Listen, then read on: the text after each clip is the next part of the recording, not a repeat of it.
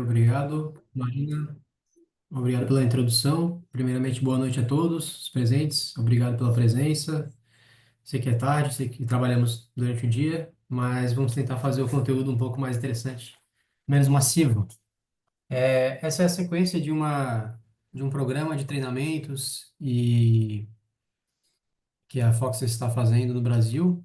É a segunda aula que a gente está fazendo. A primeira a gente falou sobre conceitos gerais de sistemas híbridos, compreendendo todos os tipos de sistemas híbridos. E hoje a gente vai falar sobre uma coisa bem específica, sobre baterias. Então, vamos conceituar as baterias, como são feitas, falar sobre conceitos construtivos, tensão, capacidade, né? Então, vamos trazer algo bem teórico, mas vamos tentar linkar com as partes práticas e com as baterias que a gente possui no mercado hoje. Então, vamos começar a falar, né? Só lembrando para aqueles que não conhecem a Foxys, nós fabricamos inversores híbridos, inversores on-grid, baterias, carregadores veiculares, bombas de calor. Temos atualmente 11 GB de capacidade de produção e estamos expandindo para mais 50 GB. Possuímos alguns prêmios de reconhecimento da marca, né? Como estarmos listados na Forbes como sendo uma empresa unicórnio. Também estamos listados no índice Bloomberg como sendo uma empresa Tier 1 para fornecimento de sistema de energia, de armazenamento de energia. Estamos em mais de 17 países, incluindo o Brasil, e temos presença forte em diversas regiões do mundo. E nossa matriz se localiza na China, em Wenzhou, nossa fábrica com capacidade atual de 11 GB. Temos também outros 4 centros de P&Ds em Wuxi, Shanghai, Shenzhen, Wuhan, né? São centros de P&D, de pesquisa e desenvolvimento da nossa empresa, focados em bateria, focados em carregadores para veículos elétricos, focados em veículos, aliás, em inversores híbridos, né? Então, são diferentes P&Ds espalhados na China. Então, o objetivo da nossa aula hoje é trazer os conceitos fundamentais de baterias eletroquímicas, tá? Então, vamos trazer bastante conceitos, algo superficial, uma coisa mais profunda, mas é para a gente sair daqui entendendo o que é uma bateria, como é feita, os objetivos, como calcular e tudo mais, tá? Fazendo uma breve revisão da última aula, onde a gente viu o contexto da geração distribuída, o contexto da geração centralizada e o porquê de armazenar energia, né? Nós falamos de sistemas fotovoltaicos integrados com armazenamento, falamos dos motivadores, né? Os principais fatores motivantes, impulsionadores do mercado e as funções de operação, como backup, com autoconsumo, peak shaving, e falamos também sobre como o armazenamento é chave na geração distribuída e na difusão das energias renováveis no mundo hoje. Agora sim, nessa aula de hoje, a gente vai focar somente em baterias. Então, vamos começar falando de tecnologias de armazenamento, diferentes tecnologias, como armazenamento térmico, mecânico, químico, eletroquímico. E vamos começar a focar em baterias eletroquímicas, que é o objeto do nosso estudo no dia de hoje. Tipos de células, topologias, capacidades, aspectos de segurança, aspectos de densidade energética. Vamos falar também aspectos construtivos, células prismáticas, células cilíndricas, também mencionando os principais grandezas e parâmetros. E também vamos fechar falando de vida útil da bateria. Então vamos começar apresentando as tecnologias de armazenamento, diferentes tecnologias de armazenamento. Então, nós estamos habituados com armazenamento na forma eletroquímica, na forma de pilhas, né, ou baterias. Porém, existem diversas outras formas de armazenamento de energia, né? Não somente energia na forma de energia elétrica, né, mas também temos energia potencial gravitacional, na forma de armazenamento térmico, mecânico, eletromagnético, químico, e assim por diante. Então, nesse gráfico que a gente está mostrando aqui, a gente tem no eixo Y a eficiência de conversão dessas tecnologias de armazenamento, incluindo todas essas que eu mencionei, e no eixo X a gente tem a densidade energética dessas tecnologias. Então, eu gostaria de mencionar rapidamente, né, só diferenciando, distinguindo a densidade energética da tecnologia da bateria de lítio em relação à bateria de chumbo ácido, que é essa mais comum no mercado hoje, né? Então a gente pode verificar que a densidade energética de uma bateria de lítio é cerca de 5 vezes maior do que a de chumbo ácido, né? E a própria eficiência de conversão em baterias de lítio também é muito superior. Então, nesse contexto geral, vamos começar a focar em baterias eletroquímicas. Então, são diversas baterias eletroquímicas no mercado, né? Tem baterias de chumbo, baterias de lítio, também agora temos as tecnologias emergentes como as baterias de sódio, mas a gente vai defender a nossa bateria de lítio, né? Que é a tecnologia dominante hoje. Um dos fatores principais é a questão da sua segurança térmica, né? A sua longa vida útil. Aí a baixa da condutividade, né? Então a baixa resistência também evita a alta descarga, bem como também a estabilidade química e a questão da segurança como um todo. Então, antes de entrar em detalhes das tecnologias eletroquímicas, como é construída uma célula, Acabou aí? eu gostaria de introduzir alguns conceitos, né? Começando pelo o principal, né? Que é a capacidade. Então, a capacidade de uma célula, a capacidade de um módulo de bateria é denotada em amperes-hora ou em quilowatt-hora, né? Que justamente é a energia armazenada naquele volume, naquela massa de bateria. Outro conceito muito importante é o estado de carga, né? Nós chamamos de SOC. O estado de carga é o percentual de carga total da bateria em relação à sua capacidade nominal, né? Então, por exemplo, se a bateria de 10 kWh está com uma capacidade momentânea, agora instantânea de 5 kWh, ela está com 50% de estado de carga, ou seja, 50% de SOC. Então, aí é mais um conceito, um dos principais conceitos para a gente introduzir hoje. Outro conceito também muito importante para o entendimento da tecnologia de baterias é a questão da profundidade de descarga, que é conhecida como DOD, né? Então é um termo que deriva do inglês, onde é Depth of Discharge, capacidade de descarga. Aliás, profundidade de descarga. Então essa seria a profundidade máxima de descarga que eu posso alcançar com a minha bateria. Então mesmo que a minha bateria possua 10 kWh, se eu estiver com uma profundidade de descarga de 90%, de 90%, quer dizer que eu sempre vou ter 10% de energia ali armazenada, com o intuito de manter a saúde da bateria. Então, aquela energia vai estar armazenada ali para manter aquela tensão mínima da bateria para que ela evite a degradação. Tá? Então, mais um conceito muito importante é o DOD. Tá? Então, esses conceitos andam praticamente juntos, né? Então, o DOD máximo de 90% quer dizer, por exemplo, um SOC de 10%. Então, são duas grandezas complementares. Outro parâmetro muito importante é o estado de saúde da bateria. O state of health é o estado de saúde. Esse parâmetro ele diz respeito ao percentual de capacidade atual em relação à capacidade nominal da bateria.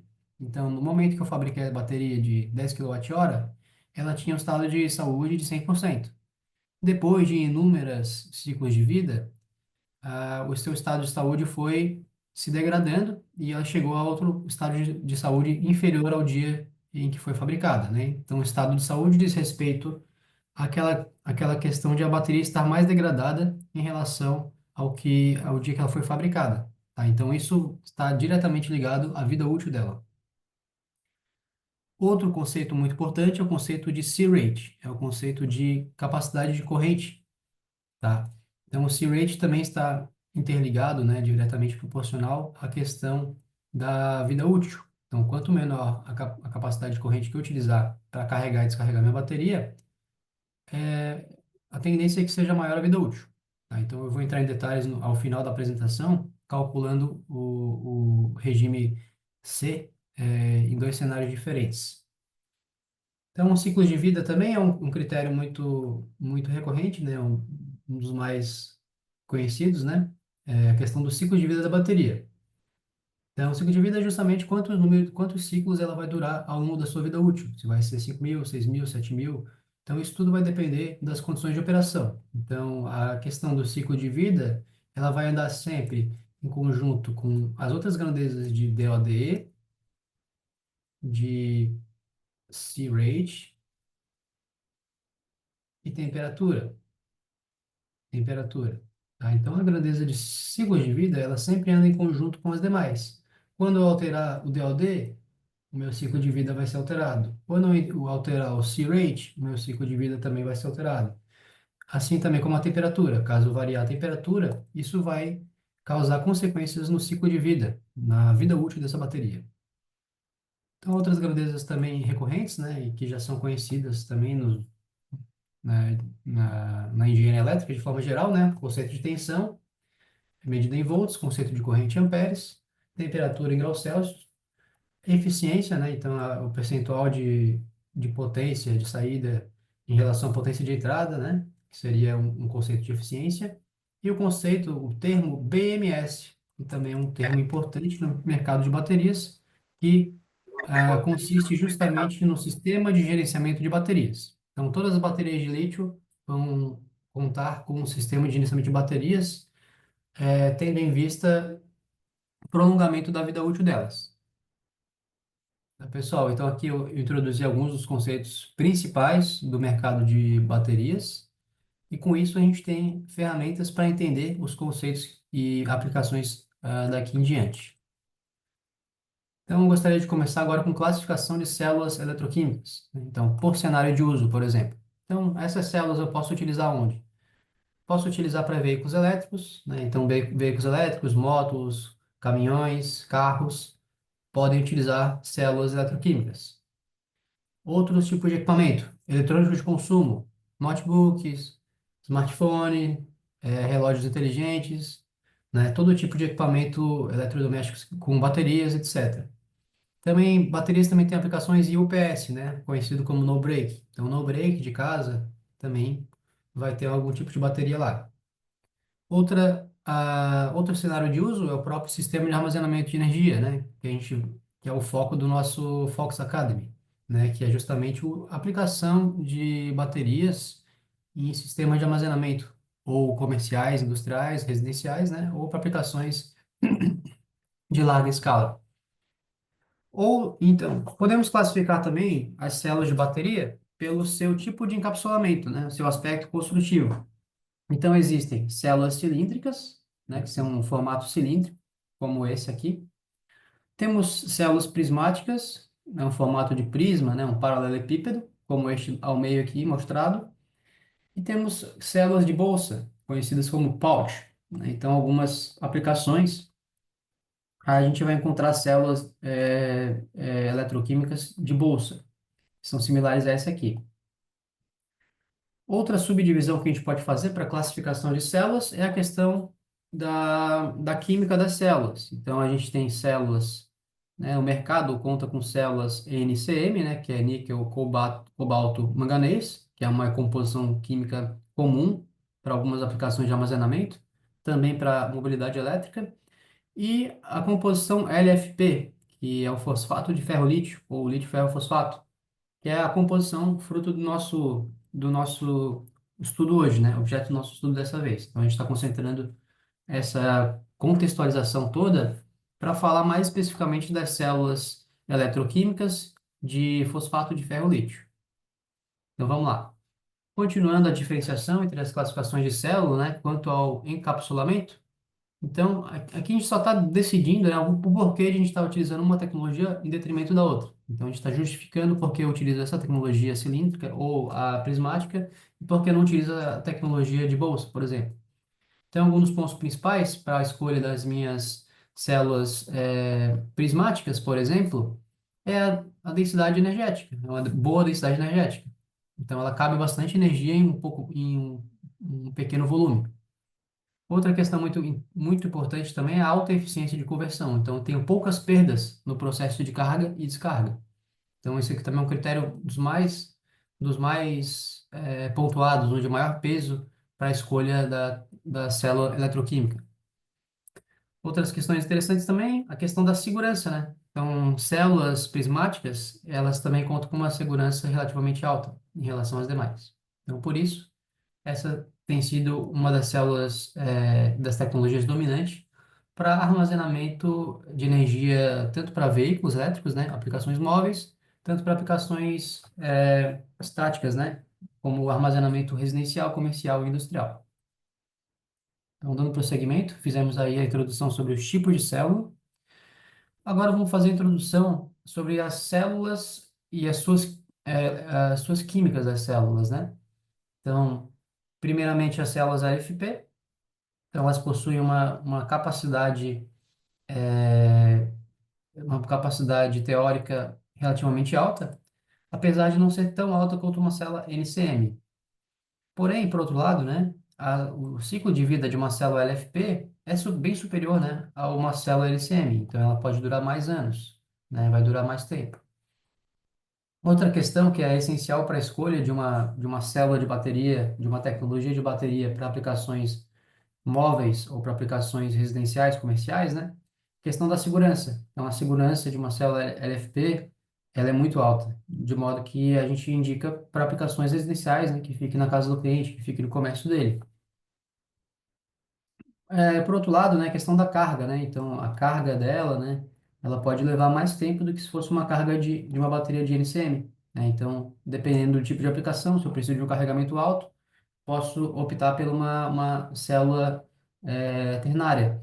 Ou, por outro lado, se o tempo de carregamento não for tão vital na minha aplicação, eu posso escolher uma célula LFP, tá? Então, a gente está diferenciando ainda a questão das tecnologias. Agora, eu já estou focando em células eletroquímicas de leite ferrofosfato no formato prismático.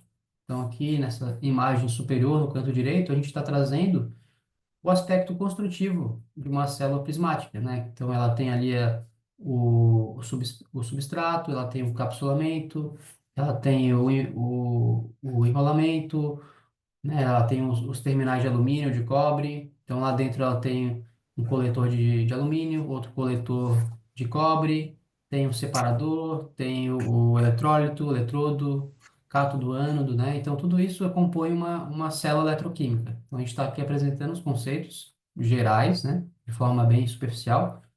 E para que a gente possa avançar no conteúdo, no aspecto da construção de um módulo de bateria e as suas aplicações. Aqui um pouquinho de química, né? O porquê, como é que isso armazena energia, como é que eu carrego isso e descarrego, né? Então, um pouquinho de química, a reação que ocorre no cátodo, a reação que ocorre no ânodo, de modo que eu possa carregar e descarregar a bateria e que isso dure, né? Isso que tem uma certa durabilidade, um certo custo que seja aceitável pelo mercado. Então, a tecnologia lítio ferrofosfato é uma tecnologia eletroquímica que é muito aceita pela questão da sua densidade energética. Mas lá dentro, dentro de tudo que isso que todos os cálculos que a gente faz, lá dentro está ocorrendo isso. Está ocorrendo reações químicas que vão movimentar os elétrons ali e carregar e descarregar à medida necessária. Outra questão muito interessante de falar também é a questão da inter-relação entre a tensão de uma célula eletroquímica e o seu estado de carga. Ou seja, aqui, ó, por exemplo, no meu estado de carga de 100%, é esperado que a minha célula esteja na tensão mais alta.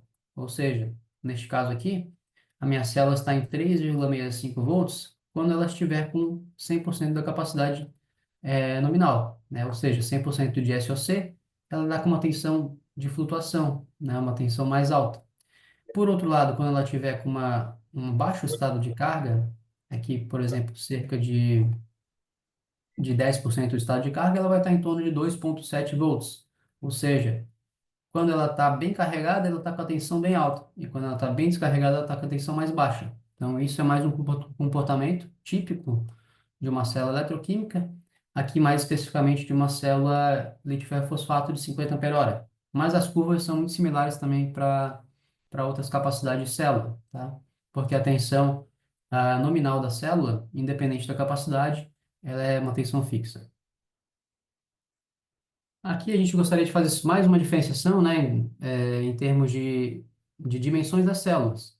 Então, quanto maior a capacidade da célula, é esperado que as suas dimensões sejam maiores, que é o caso aqui. Por exemplo, se eu tiver uma célula de 50 per hora, as dimensões de 39,5 por 148 por 102 milímetros.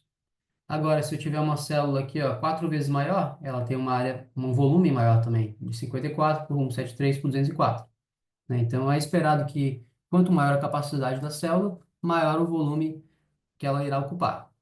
Por outro lado, né, como eu mencionei no slide anterior, a tensão nominal dessas células não difere. Independente da capacidade, a tensão nominal dela vai ser de 3,2 volts. Isso é intrínseco da tecnologia de lítio fosfato. Agora a gente começa a entrar em mais detalhes ainda, né? Mais detalhes sobre a questão, as especificações técnicas das células que a gente vai apresentar para vocês hoje. Essa célula que eu estou apresentando aqui é a célula que a gente utiliza dentro das nossas baterias EP11 e EP5, que já estão disponíveis,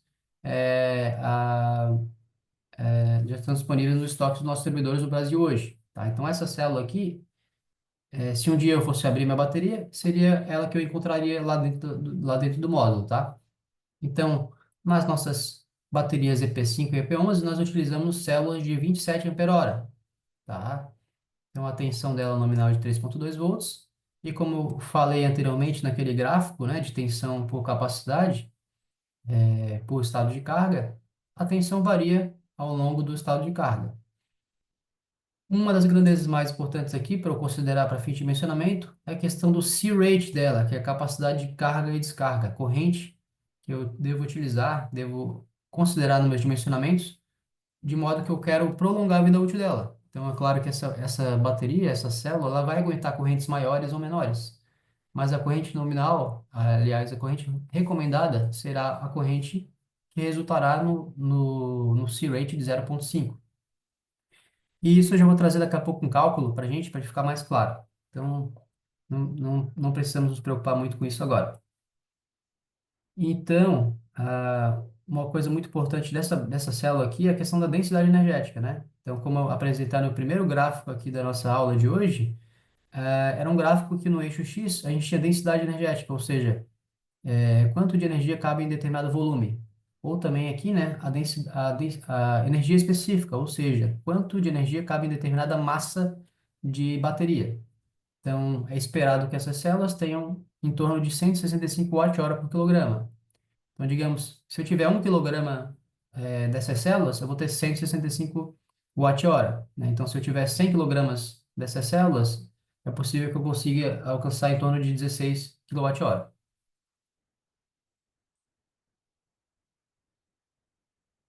Agora, saindo da célula, como é que eu vou fazer um módulo? Como é que eu vou fazer uma bateria? Então, aqui a gente tem como construir um módulo, como construir um banco de baterias. Então, eu parto aqui de uma célula, né? Então, tendo várias células em série, que eu passo dois, eu formo um módulo. Então, se eu tiver várias células em série ou paralelo, eu vou ter um módulo de bateria.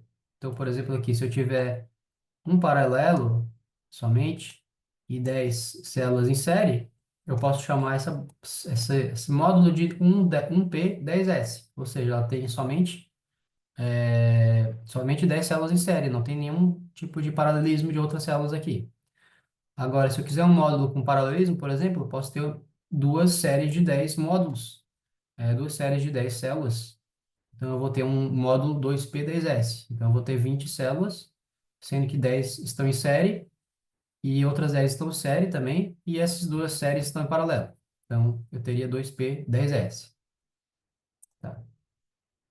Então, nesse aspecto aqui, eu consigo construir um módulo. Tá? No caso aqui, eu posso pegar, por exemplo, uma fileira de 30 células de 27 ampere-hora e ter um módulo 1P30S, tá? Que seria esse cara aqui. E para ter um pack, né, um banco de baterias, eu posso pegar vários módulos desse, conectar em série ou paralelo, e eu vou obter um pack. Então agora eu vou trazer algumas outras características e vai tornar isso mais claro para a gente.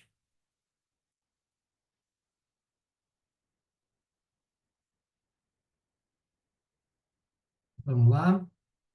Aqui sim. Agora a gente está calculando a capacidade de um módulo de bateria. Tá? Então, quero falar desse cara aqui agora, um módulo de bateria. Uma vez que eu conectei várias células em série em paralelo, quais são as características do meu módulo?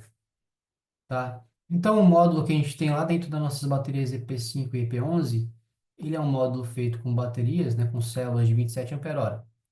Como é que eu conecto elas lá dentro? eu conecto ela justamente no esquema 1P30S, ou seja, eu tenho 30 células em série. Células. Ok? Então, 30 células em série, eu tenho 30 vezes 3,2 volts. Então, essa é a tensão nominal desse meu módulo, 96 volts. Qual que é a capacidade desse módulo? A capacidade dele vai ser o quê? Vai ser a tensão vezes a capacidade ampere-hora. E será o quê? 96 volts vezes 27 ampere-hora. Ok? Então, um módulo desse terá a capacidade, que se eu calcular, capacidade de 2,5 kWh. Tá? Então, um módulo que é constituído de 30 células de 27 ampere-hora, de 3,2 volts cada uma, ele vai ter 2,5 kWh. Então, já é uma energia consideravelmente interessante aí, né? Então, algumas baterias do mercado já possuem essa capacidade. Mas não é essa bateria que a gente vende no mercado. Já vou explicar para vocês. Então, essa aqui seria a foto dela, né? Então, seria a foto de um módulo desses de bateria que a gente tem dentro da nossa bateria de EP11 e EP5, tá? Vamos aqui. Então, quando estiver totalmente descarregada, ela vai ter 87 volts. Quando estiver totalmente carregada, é 110. Capacidade de corrente 27. Corrente recomendada é 13,5, né? Para resultar em 0,5 C. E a eficiência de ciclo dela é superior a 95%. Então, isso quer dizer que eu perco muito pouca energia no processo de carga e descarga, né? Então, se a eficiência é 95%, a perda, ela está em torno de 5%, né? Então, a perda, tudo que eu colocar de energia lá, eu perdi 5%. Tudo que eu colocar e tirar, perdi 5%, que é uma boa eficiência, 95%. E a profundidade de descarga, né? Recomendada para essas baterias, que é o nosso querido DOD, conceito que a gente introduziu há pouco, é de até 90%, ou seja, eu posso utilizar 90% da capacidade do módulo, né? Deixando reservado aquele 10% em função da capacidade, em função da saúde da bateria. Então, como eu quero sempre manter a bateria com um pouco de carga, para que ela não tenha uma descarga profunda, ela vai trabalhar com DOD de até 90%, ou seja, o SOC mínimo da bateria vai ser de 10% nesse caso. Beleza? Agora, vamos falar. Como é que eu faço esse sistema todo funcionar, né? Porque como é que eu garanto que essa bateria vai utilizar a corrente correta para carregar e descarregar? Como eu garanto que a bateria não vai passar da tensão mínima, a tensão de corte, e que vai ter uma descarga profunda e degradar as suas células? Tudo isso é papel desse cara aqui.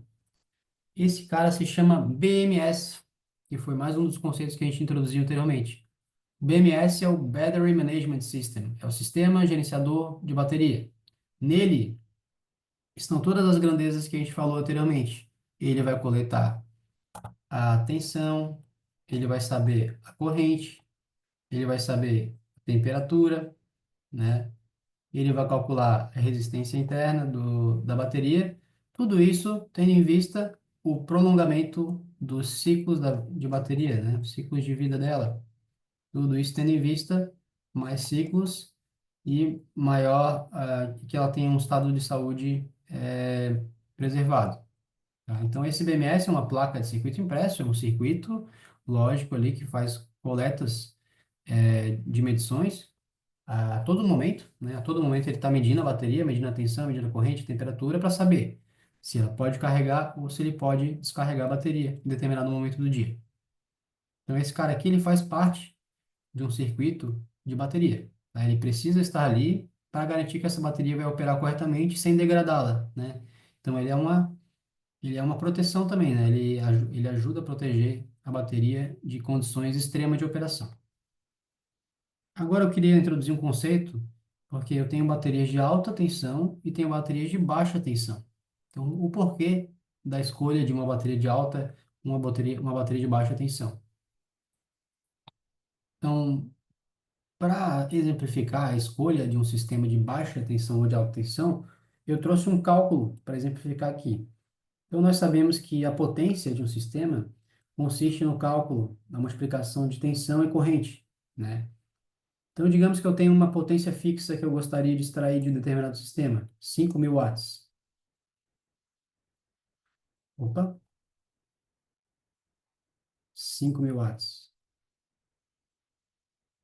Se eu quiser extrair 5.000 watts de um sistema de 50 amperes, de 50 volts, né, um sistema que eu vou chamar aqui de baixa tensão, eu vou ter uma corrente de 100 amperes fluindo, tá?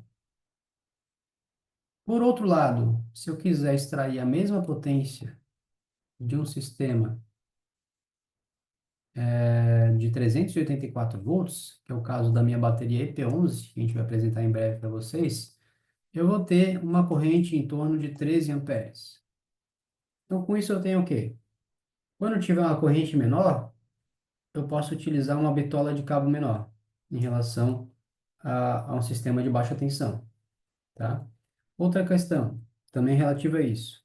Quando eu tiver uma corrente menor, a queda de tensão ao longo do circuito será também inferior.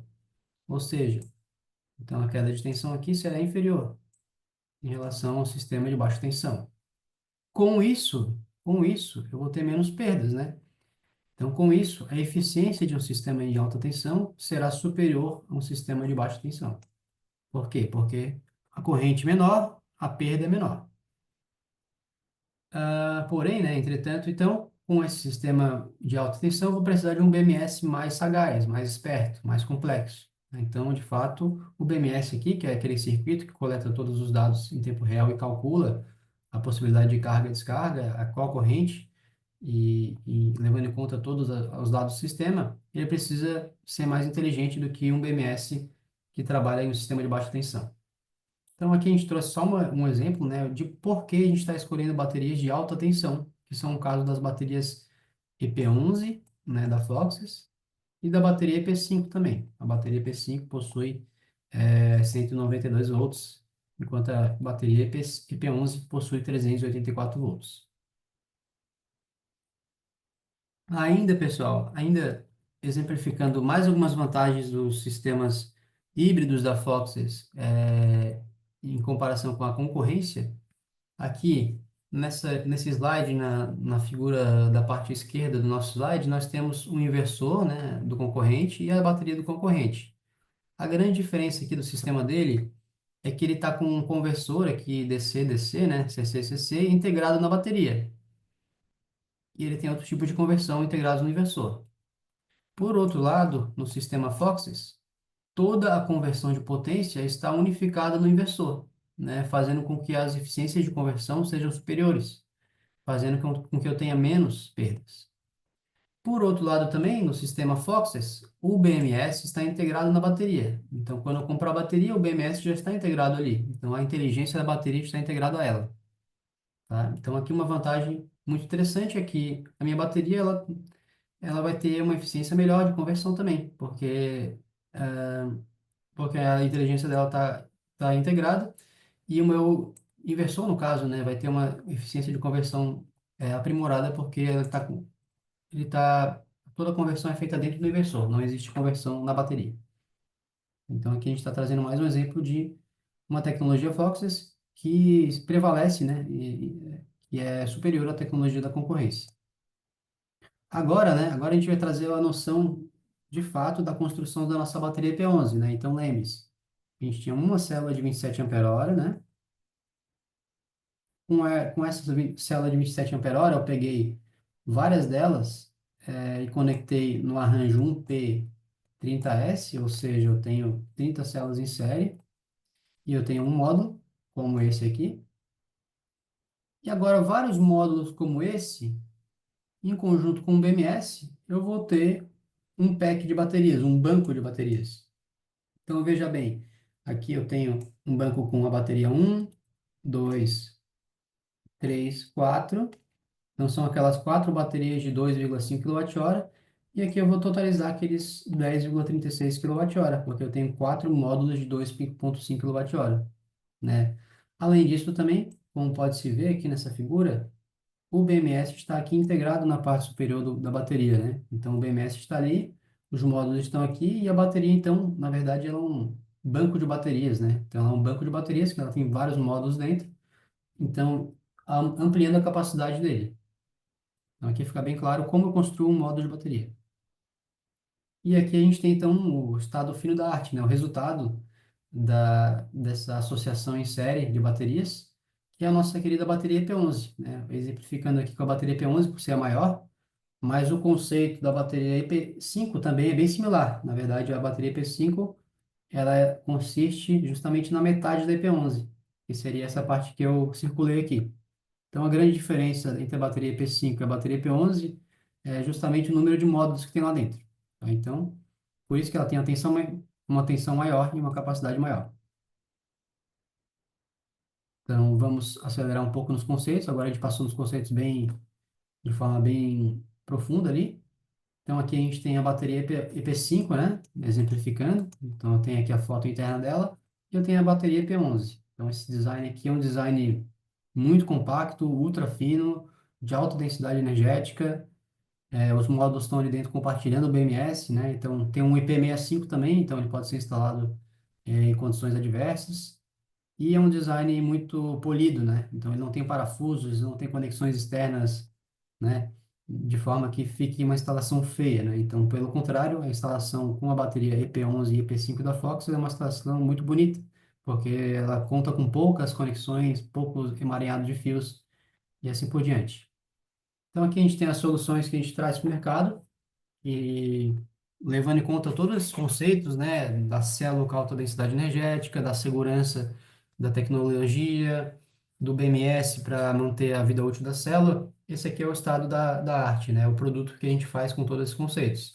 Então, a gente utiliza, então, células de prismáticas de lítio ferrofosfatos, utilizamos sistemas de alta tensão, e com isso a gente obtém esses dois módulos que diferenciam, então, em capacidade e tensão.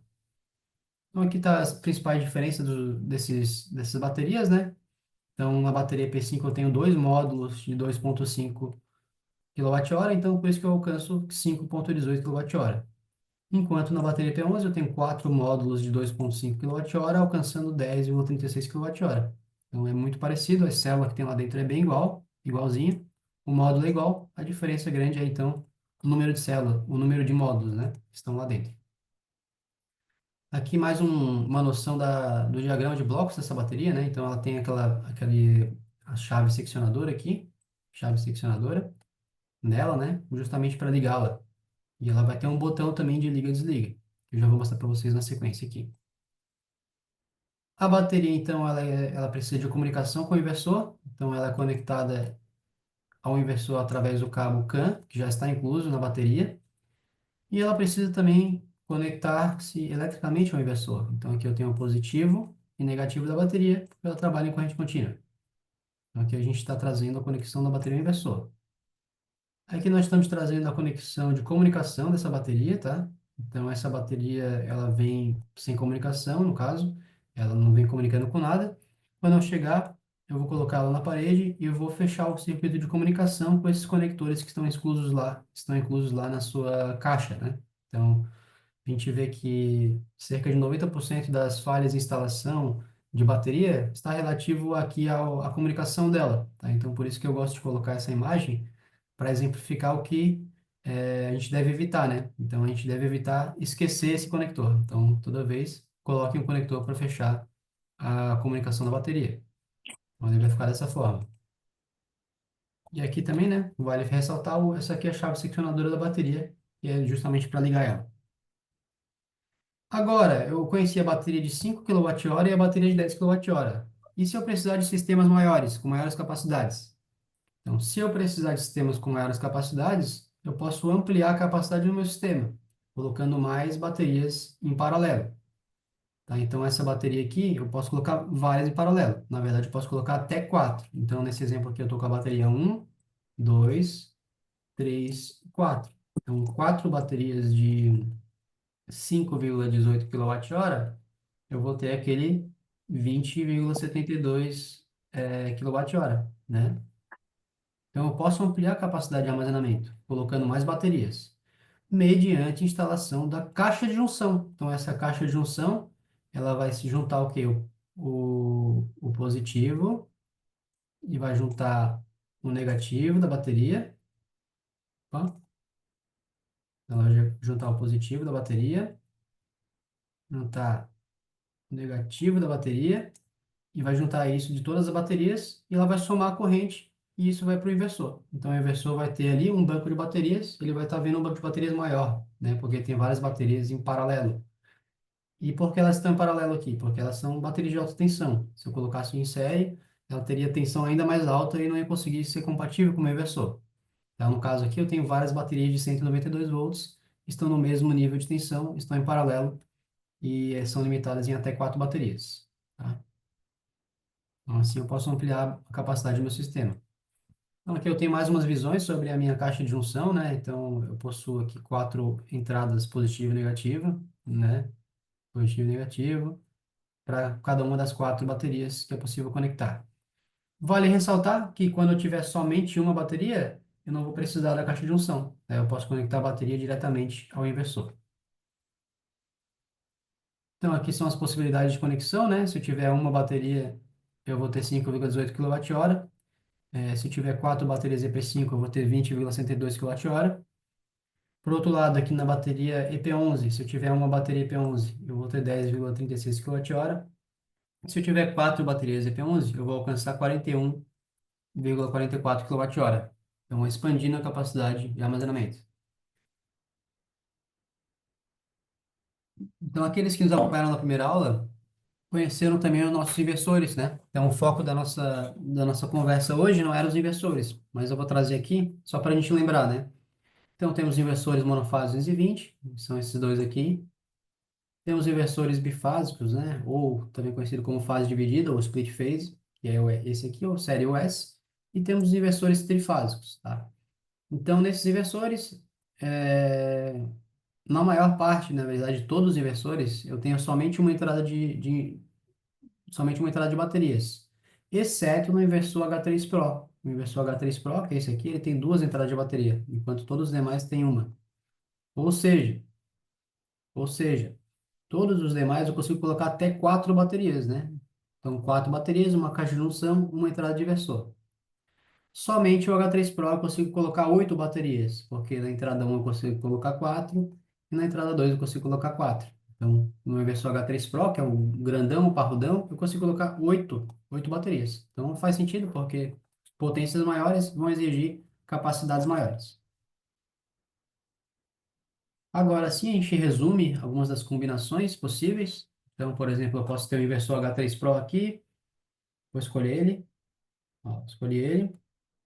Eu posso fazer inúmeras combinações, eu posso ter na entrada um uma bateria a 4, ou na entrada 2 eu posso ter entre uma e 4, né? Então, é claro que a gente recomenda equilibrar as entradas, né? Porque elas utilizam a mesma corrente de carga e descarga, mas são inúmeras combinações, inúmeras capacidades que a gente pode alcançar, dependendo do número de baterias.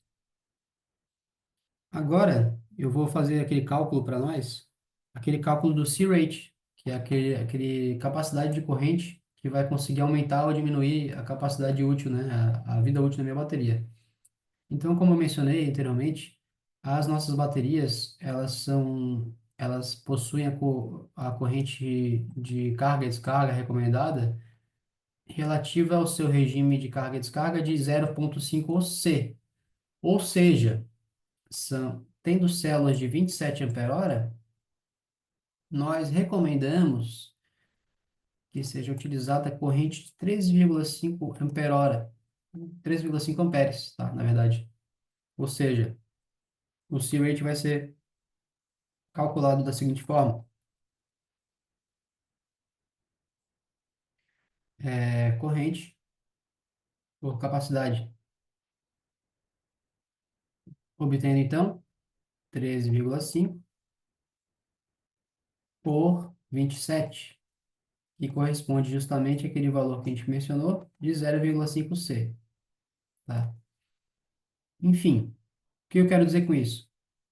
Um sistema de 0,5C, um sistema FOXes, programado, né, calculado, dimensionado para 0,5 C. Se operar em torno de 25 graus Celsius, se operar com profundidade de descarga máxima de 90%, é esperado que ele tenha, no mínimo, 6.000 ciclos de vida.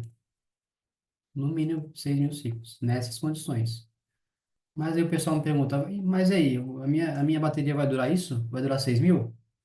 Então, depende disso aqui tudo. Depende se eu estou utilizando 0,5 C no máximo, depende se o meu sistema está em torno de 25 graus Celsius, depende se o DOD do sistema está em 90%, né? Por exemplo, se eu utilizar um C de 0,2, com certeza eu vou ter mais ciclos do que isso aqui. Outro exemplo, se eu tiver um DOD em torno de 80%, então com certeza também a minha célula vai ficar menos degradada e vai durar mais do que os 6.000 ciclos. Por outro lado, se eu utilizar um C-rate de 1C, por exemplo, é esperado também que haja um decréscimo no número de ciclos, né? Então, existem prós e contras para fins de dimensionamento. Então, para cada projeto deve ser analisado esse tipo de situação. Por fim, né, só para fechar a parte do C-rate, então um C-rate de 0,5 C corresponde a uma descarga em 2 horas. Então, aquela energia que eu tinha, eu estou descarregando em 2 horas. Deixa eu calcular aqui para a gente então. Ó, se eu tiver uma bateria de 10,36 kWh e eu descarregar ela a 5,18 kW, eu vou ter 0,5 C, também é outra forma de calcular o C-rate, né? Não pela corrente e a capacidade. E eu vou ter esse sistema descarregando em 2 horas, né? Então, se eu tiver 10,36, vou fazer de forma mais simples, né? Se eu tiver 10 quilowatts, aliás, se eu tiver 10 kWh descarregando a 5 quilowatts, essa descarga vai durar 2 horas. Então, o C-rate está também vinculado aí à questão de tempo, né? De autonomia também. Agora eu vou entrar numa uma parte para fechar a nossa conversa de hoje, que está muito relacionado ao papo do C-Rate, mas ele também envolve as outras variáveis ali de DOD e temperatura e tudo mais. Então, o ciclo de vida, né, a vida útil dessas baterias, como é que eu calculo, como é que eu tenho noção disso? Então, aí, eu coloquei, né, que é esperado que minha bateria P5 ou EP11 tenha 6.000 ciclos de vida, desde que eu esteja utilizando esses parâmetros aqui. Mas ele me pergunta, mas 6.000 ciclos de vida, quanto tempo vai durar? Quanto tempo vai durar? Se eu fizer um ciclo por dia, eu vou fazer aqui o cálculo ao vivo aqui para nós. Se eu tiver 6.000 ciclos em 365 dias ao ano, vezes um ciclo ao dia, eu vou ter em torno de 15 anos de vida útil para ela.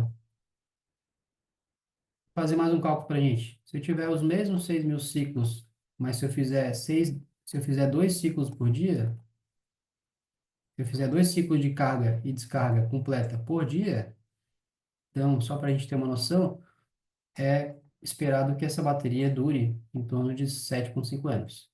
Então, só para a gente ter noção, né, da diferenciação do sistema, para fins de dimensionamento, isso faz muita diferença. Agora, para ficar mais palpável essa ideia, eu vou trazer os gráficos, né? Então, eu vou trazer os gráficos, exemplificando como essas quatro grandezas caminham juntas, né? Primeiramente, a sensibilidade da tensão em relação à temperatura, tá? Então, vamos pegar aqui. A curva de referência é a curva vermelha, tá? Essa curva é vermelha. Ou seja, quando eu tiver com a minha bateria totalmente carregada, ela vai estar aqui, ó, no eixo Y, tensão. Ela vai estar em torno de 398 volts. Tá? Ela está 100% de SOC aqui, ó, 100% SOC. Tá? Agora, quando eu estiver lá em 10% de SOC, o que que vai acontecer? Ó, vamos puxar aqui a curva, ó, 10% de SOC.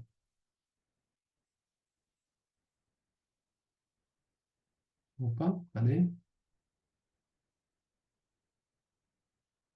Em 10% de SOC. Ela vai estar Aqui, aqui, ó. Uma tensão bem mais baixa, né? Então, aqui em 10% de VSOC, ela vai estar, que é o DOD, né? DOD 90%. Em 10% de SLC, ela vai estar em torno de 380 volts, ou seja, a tensão é mais alta quando está carregada e a tensão é mais baixa quando está descarregada. Então, aqui é a interdependência entre temperatura e tensão. E aqui embaixo também. Vou trazer mais um gráfico, que é a interdependência entre o comportamento, de carga e descarga em função da capacidade de corrente, que é o C-rate, tá? Então, vamos lá. Se eu utilizar um C-rate de referência, 0,5C, que é a curva vermelha, é esperado esse comportamento de carga e descarga, né? Então, é esperado esse comportamento de tensão ao longo da capacidade, do estado de carga da bateria. Se eu utilizar um C, olha só como ela cai a tensão mais rápido, olha só. Então, isso faz muita diferença. Se eu estiver utilizando uma capacidade de corrente maior, ou seja, uma potência maior, olha como a tensão da bateria cai mais rápido, ou seja, é claro, ela vai descarregar mais rápido. Mas isso aqui, né, dependendo do grau, do C-rate dela, dependendo do grau da corrente, isso pode acabar ajudando a degradar a bateria, né? Então, por isso que eu gosto de deixar claro a interdependência entre a tensão aqui, que está relativa ao funcionamento da bateria, e ao C-rate, e a corrente da bateria. E agora, por fim, né, para a gente fechar os conceitos de vida útil, a gente vai apresentar as curvas de vida útil da bateria, tá? Então, aqui essas curvas são válidas para a bateria EP5 e para a bateria EP11. Então, como eu bem falei, é esperado que eu tenha no mínimo, né, no mínimo 6.000 ciclos quando eu estiver usando 90% de profundidade de descarga, né? Mas olha, veja bem também, se eu estiver utilizando somente 50% de profundidade de descarga, que é a curva azul, é esperado que eu tenha muito mais ciclos, olha só. Então, se eu tiver uma bateria de 10,36, mas eu nunca deixo passar de menos de 5 kWh, ela vai durar muito mais. O problema é o seguinte, o problema é que eu não estou usando a capacidade total dela. Isso quer dizer que eu tenho que comprar mais baterias. Então, se eu comprar mais baterias, botar mais baterias, elas vão durar mais, é claro, porque elas estão várias baterias dividindo o mesmo esforço que uma bateria teria, né? Então, eu preciso fazer um trade-off, né? Eu preciso fazer um cálculo do que realmente vale a pena para o meu cliente. Se o meu cliente quer durabilidade, ele vai ter que pagar mais para ter mais baterias. Agora, se ele quiser um baixo custo, tudo bem também, ele pode ter o mínimo possível de baterias, só que o seu sistema de baterias vai durar menos, porque ele está trabalhando com menos força, digamos. Uma bateria só, ela vai ter menos, é, ela vai trabalhar com correntes maiores e ela vai se degradar mais. Então, por isso que se eu investir menos, o meu sistema vai durar menos. Se eu investir mais, em baterias, é possível que o meu sistema dure mais, porque várias baterias estão dividindo o mesmo esforço que somente uma bateria estava exercendo anteriormente. Então, pessoal, eu sei que são conceitos muito, muito específicos, né? Então, em termos de dimensionamento de sistemas híbridos, esses conceitos vão fazer diferença, mas eles não são tão minuciosos, né? Então, esse conceito de C-rate, de temperatura, tudo mais, são coisas bem específicas, mas a gente está uma aula teórica, né? A gente está num programa de treinamentos de cerca de 10 aulas que a gente vai ter, né? Essa é somente a segunda, e por isso que a gente se dá o privilégio de falar sobre coisas mais teóricas, coisas mais profundas, justamente para que a gente tenha esse embasamento, para que as próximas aulas sejam mais fáceis, né? Então, para que as próximas aulas sejam mais fáceis, eu estou trazendo bastante conceito aqui, para que a gente consiga andar com as próprias pernas quando a gente for dimensionar um sistema no futuro, né? Lembrando que as duas próximas aulas vão ser focadas, né? A aula 3 vai ser focada em funcionalidades dos sistemas híbridos e a aula 4 vai ser focada em dimensionamento, tá? Então, na aula 4 a gente vai utilizar muitos desses conceitos aprendidos hoje, tá? Então, eu apresentei aqui, somente revisando então. Então, hoje a gente viu os conceitos de armazenamento de sistemas híbridos. A gente relembrou, né, as principais aplicações, os componentes, né, os componentes de uma bateria, célula, bateria, célula, módulo BMS, encapsulamento. Tivemos uma visão geral das tecnologias disponíveis no mercado, né, eletroquímicas, químicas, térmicas, das tecnologias eletroquímicas também, né, lítio, chumbo, níquel, né? Então, a gente teve uma visão geral também das tecnologias existentes hoje, dos aspectos construtivos, né? Construtivos, tipos de célula, formas das células e capacidade das células. E na próxima aula, a gente vai ver, então, as funcionalidades dos sistemas híbridos. Vai ser a aula 3. A gente vai falar sobre as funções do peak shaving, do backup, do manejo de carga, né? E tudo isso, então, a gente vai ver com bastante, né? Para quem gosta de aplicação, a próxima aula vai ser uma aula bem interessante. Para quem gosta de teoria, quem gosta de aprender conceitos novos, a aula de hoje era uma aula bem importante para a gente entender tudo que vai vir daqui em diante também. Então, pessoal, eu agradeço muito pela presença de todos, né? Então, fica o convite para vocês já se inscreverem na próxima aula, né? Então, nosso colega, o engenheiro Matheus Bueno, ele deve ministrar a próxima aula, uma aula de bastante aplicação. E fica o convite para vocês se inscreverem na nossa próxima aula da Foxes Academy, que vai retratar justamente as aplicações práticas de sistemas híbridos. Então, a gente vai pegar as funções, os modos de operação, como peak shaving, load shifting, vão pegar casos práticos em residências, comércios, indústrias, e vão ver como funciona, né? Como funcionam essas funções em conjunto ou separadamente também. Então, na próxima aula vai ser bastante aplicação. Essas duas primeiras aulas foram bastante teoria, e então eu acredito que vai ficar cada vez mais interessante para todos nós, né? Então, vai ficar coisas que a gente vai usar justamente no nosso dia a dia. É, a gente deixa também, gosto de deixar o convite, Marina? Oi, não, eu ia falar excelente aula e eu anotei umas perguntinhas principais aqui que o pessoal manda no chat, se a gente conseguir responder uma ou duas. Sim, vamos responder. Então, teve uma pessoa que perguntou, então, só para ver se eu entendi direito, os inversores da série US, é possível colocar 4 baterias e utilizar uma caixa de junção, podendo ficar até 8 baterias? Não, os inversores da série US, né, somente, somente tem uma entrada de bateria, tá? Então lá eu só consigo colocar até 4 baterias. Os únicos inversores que eu consigo colocar 8 são esses daqui, ó, porque eu tenho duas entradas de bateria e cada uma eu consigo colocar 4 baterias, ou seja, eu consigo colocar 8. Somente no inversor H3 Pro, que é o trifásico híbrido, né? Nos outros demais inversores, todos eles só comportam até 4 baterias. Lembrando que para botar as 4 baterias tem que ter a caixa de junção, Perfeito, certo? perfeito. Outra pergunta, se o inversor estiver na capacidade Sai, máxima e estiver em sai, clipe, sai, esta sai, sai. energia.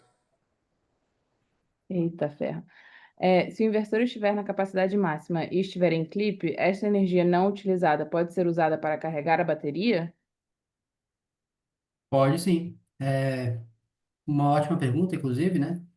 Vale ressaltar que todos os nossos inversores híbridos da Foxes hoje, eles suportam 100% de carregamento, né?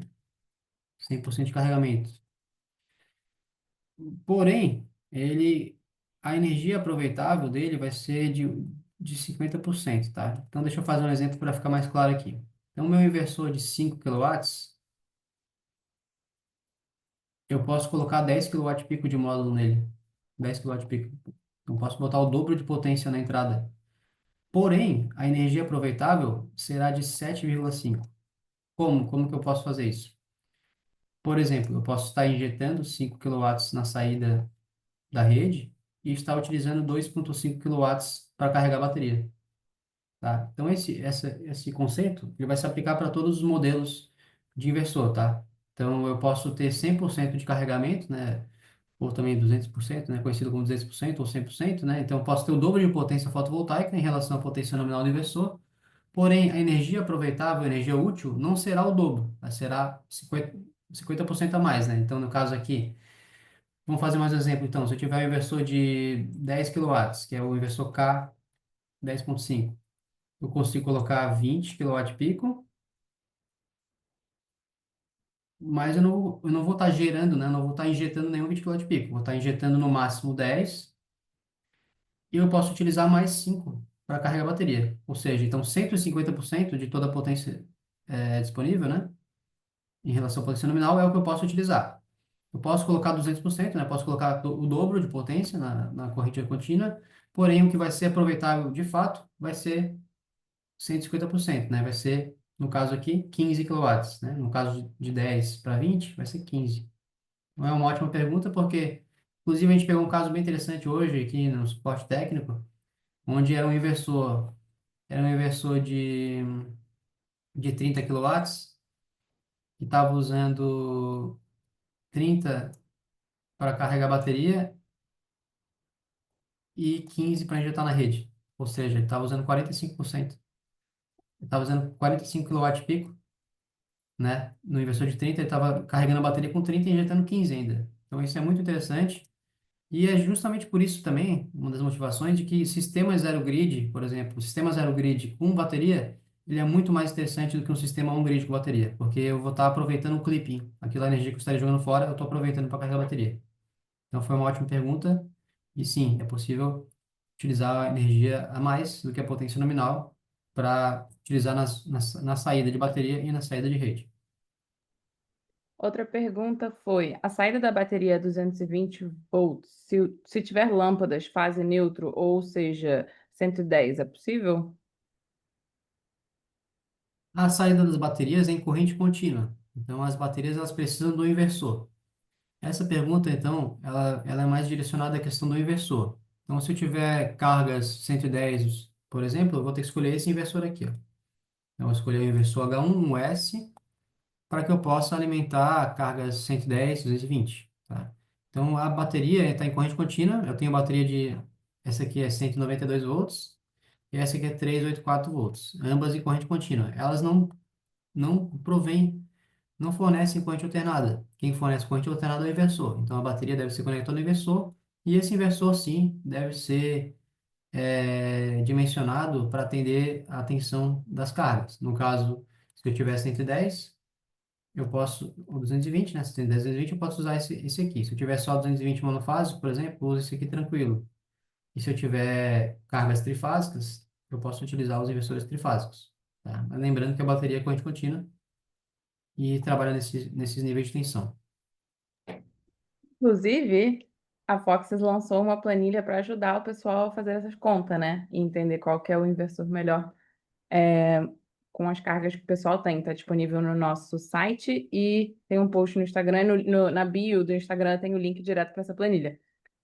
Última pergunta, Caio, só para a gente fechar aqui. O Thiago perguntou, então no H3 posso usar duas baterias sem a caixa de junção, já que tem duas entradas?